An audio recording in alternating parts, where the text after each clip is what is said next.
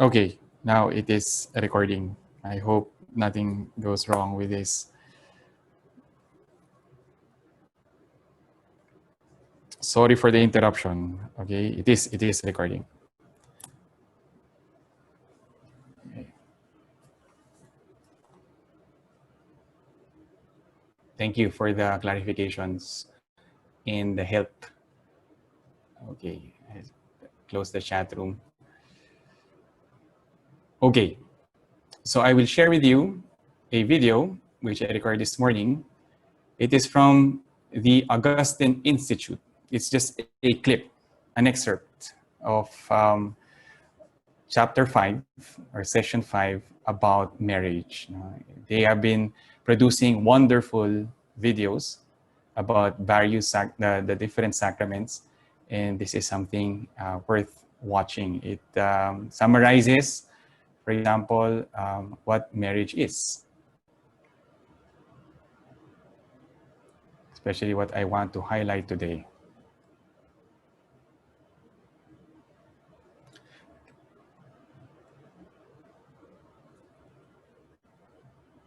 It's playing now.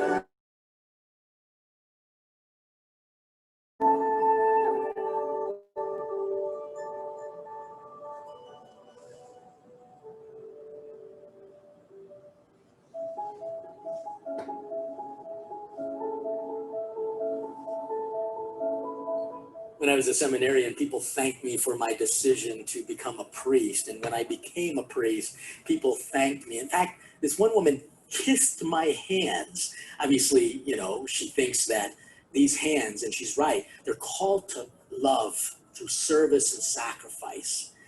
And so for that reason, I want to thank you, because I'm not the only one who's going to be at this altar showing what it means to love God through sacrifice and service. And by you making a decision to get married in the Catholic Church and learning more, entering more deeply into the mystery of love, I got to thank you, because you're showing us that I'm not the only one at this altar supposed to show God's love. So are you. And when you leave this beautiful church, people are going to still be looking for God. And that's your job, to show God's love through commitment, through service, through sacrifice. The idea of love and the idea of being prepared to make a decision to love as a priest is something that I've been preparing for, in a way, my whole life, even though it took 6 official years. It doesn't take you 6 years to get married, but you've been preparing for marriage your entire life, whether you know it or not. You've been preparing for marriage by what you observed from your parents. You've been preparing for marriage by your experience of the first date you went on, or the girl you had a big crush on, or girls putting up pictures of their heartthrobs on their wall, or what you've been watching on TV and read in the tabloid. There have been rocky spots, there have been potholes, there's been U-turns, there's misdirection, and we can almost feel like, is our marriage going to be just as lost? But fear not, fear not. You're not doing this alone. God's been with you every step of the way. And if you invite God into your covenant, into your human promise with those human words, he transforms all of that, and he enters in and makes it into a covenant, a supernatural bond destined for eternal joy in heaven. And no matter what you've gone through to get to this point, and no matter what you will experience from this point on, whether it's sickness and in health, good times, bad, rich, poor, whether you're lost or you need a guide, trust me and trust the church. God, who is love, who's made a promise with you that he was and will be with you every step of the way.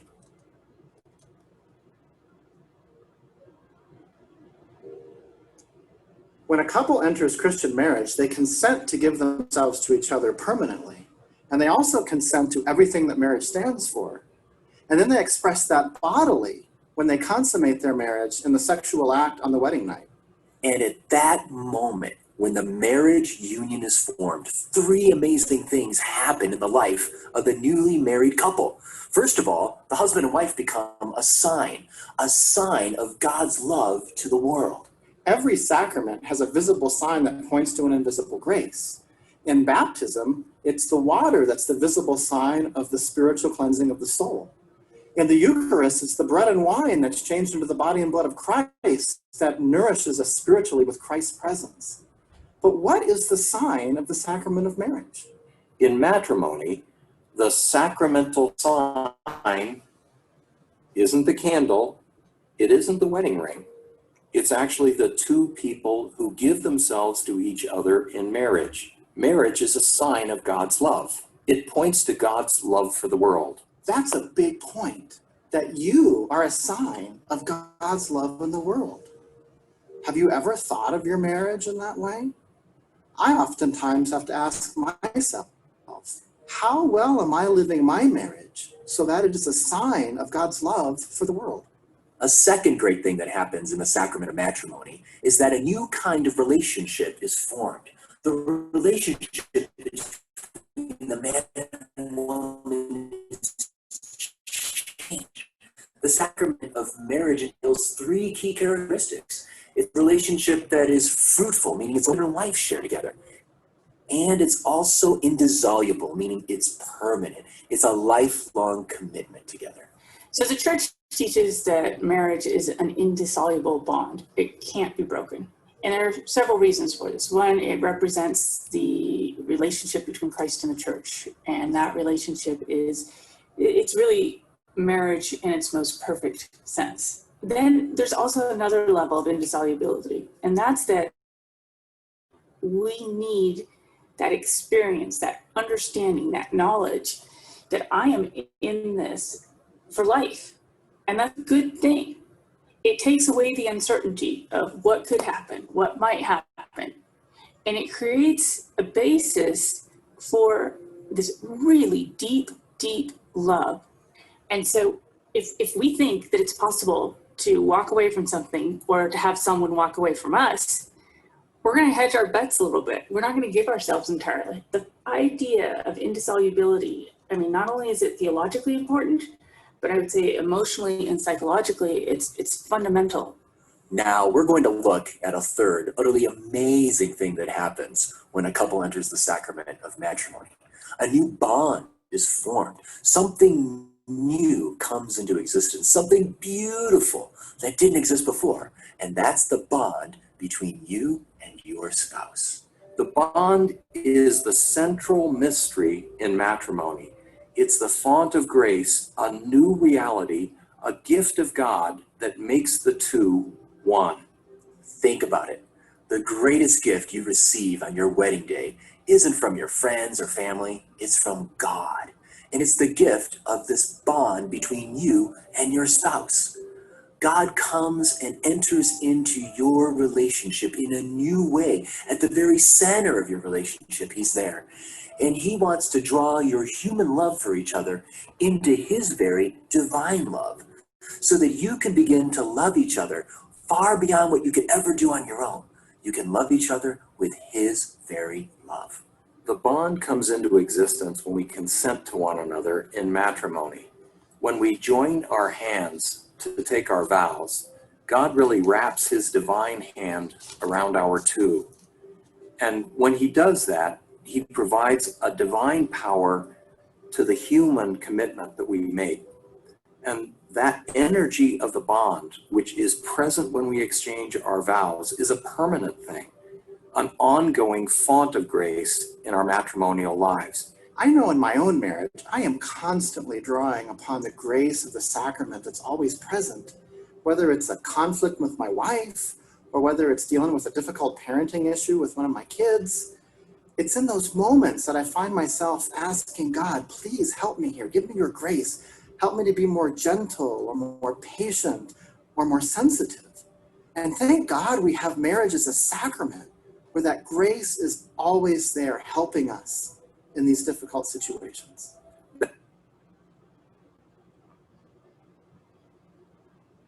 Okay, I will show myself again. Okay, hope you like the video. It was supposedly to introduce and summarize what I wanted to discuss today. It is quite a dramatic, beautiful thing that God has designed, and Jesus Christ elevated as a sacrament, which we will be viewing in the next few minutes. Reality that is so rich in content, but also so simple in its elegance.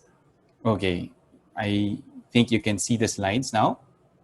I proceed to the overview, this brief conversation or dialogue about this reality. First, I wanted to highlight the big chunk of this class will be the divine plan for marriage, the first part. And the next, we will talk about the celebration of matrimony, the three pillars that are involved after consenting or within the valid consent. And then last but not least, we will talk about, mute all. There's a dog. We'll talk about the essence, essential properties, and the ends of marriage or the sacrament of matrimony. You have seen it in broad strokes in the video, in fact.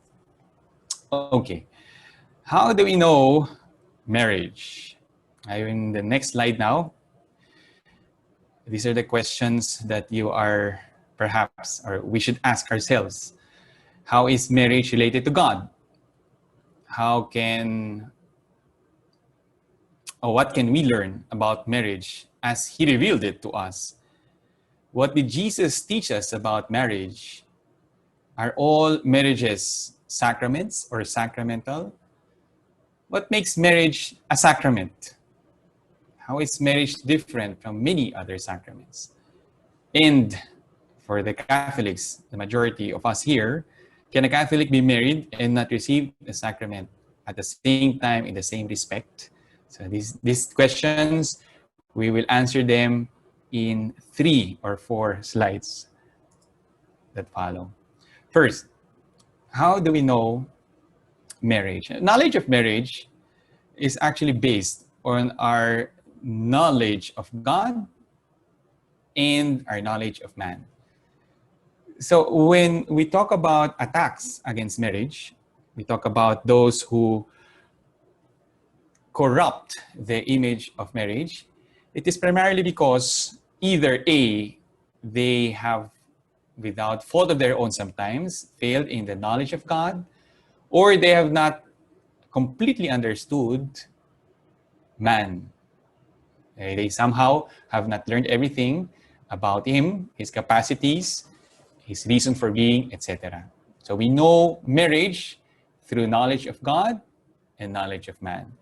Now, everything that we know about marriage can be arrived at by philosophy or through reason.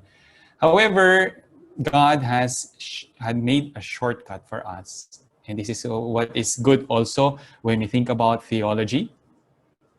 God has made it easy for us to understand realities about Him and also about man by revealing to us through sacred